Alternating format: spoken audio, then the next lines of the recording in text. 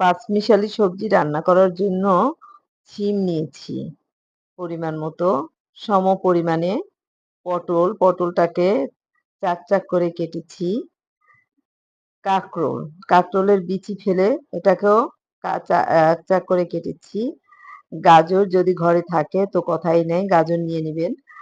আর নিয়ে নিচ্ছি পেঁপে।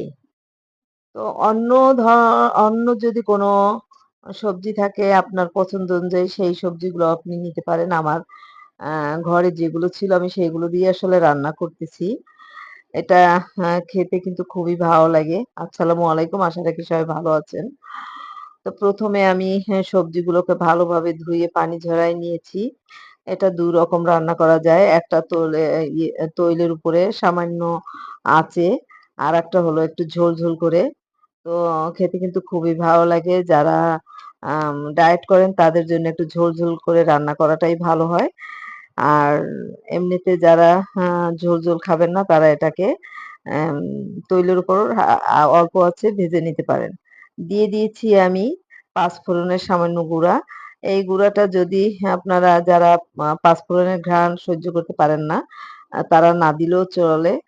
তো আমার যেহেতু এটা পছন্দ আমি পাঁচফোড়নের গুঁড়াটা দিয়েছি। কারণ আস্ত অ পাঁচফোড়ন দিলে দাঁতের নিচে বাজে, এটা আমার কাছে খারাপ লাগে। এরপরে দিয়েছি আমি পিঁয়াজ বাটা। পিঁয়াজ বাটাটা আমার পরিমাণ মতো। আমি যেকোনো সবজিতেই ভাজি করলে আমি পিঁয়াজ বাটা দেই। কারণ সবজিটা একটু মাখা, মাখা হয়। খেতে খুব ভালো লাগে। এটা আমার রুচি। দিয়ে দিয়েছি সামান্য আদা বাটা, রসুন বাটা। এগুলো দিয়ে ভালোভাবে এগুলো কষাতে হবে। কারণ মসলাটা কষালে কিন্তু সবজি বলেন, মাছ বলেন, মাংস বলেন সবকিছুর রান্নাটায় কিন্তু অন্য রকমের একটা স্বাদ আসে। তবে খেয়াল করবেন পুড়ে না যায়। পরিমাণ মতো কাঁচা মরিচ বাটা দিয়েছি। আপনারা চাইলে গুঁড়া মরিচও দিতে পারেন, সেটা আপনাদের রুচি। যার, যার রুচি অনুযায়ী কাঁচা মরিচ কিংবা আ গুঁড়া মরিচ দেওয়া যায়। তো দিয়ে দিয়েছি আমি পরিমাণ মতো হলুদ।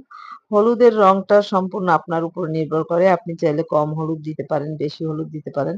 এটা সম্পূর্ণ আপনার ইচ্ছা। কারণ রংটা কিন্তু সম্পূর্ণ আপনার চয়েসই হবে যেহেতু আপনি রান্না করবেন, আপনার ঘরে সবাই খাবে। ঘরে আমার আম ধনিয়ার গুঁড়া ছিল, তাই দিয়ে দিয়েছি। এটা যদি না থাকে সমস্যা নাই। না দিলেও চলবে।